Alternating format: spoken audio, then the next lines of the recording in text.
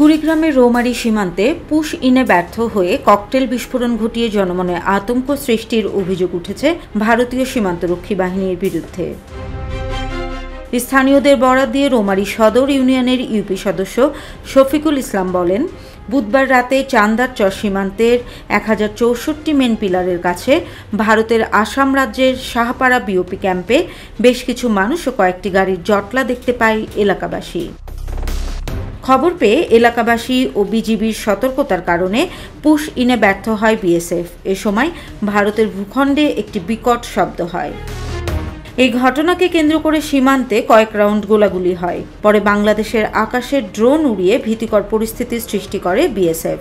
সেই থেকে রৌমারী সীমান্তে টান টান উত্তেজনা বিরাজ করছে বলে জানান স্থানীয়রা। অন্যদিকে ভারত থেকে বাংলাদেশে অবৈধ অনুপ্রবেশের দায়ে কুড়িগ্রামের ফুলবাড়ী সীমান্তে 9 জনকে আটক করেছে বিজিবি। পরে তাদের ফুলবাড়ী থানায় সোপর্দ করা হয়। ফুলবাড়ী থানার ওসি মোহাম্মদ আব্দুস সালাম সংবাদ মাধ্যমকে জানিয়েছেন, ভোরের দিকে সীমান্ত থেকে তাদেরকে আটক করা হয়। পরে তাদের পরিচয় যাচাইয়ের জন্য পুলিশের কাছে হস্তান্তর করা হয়।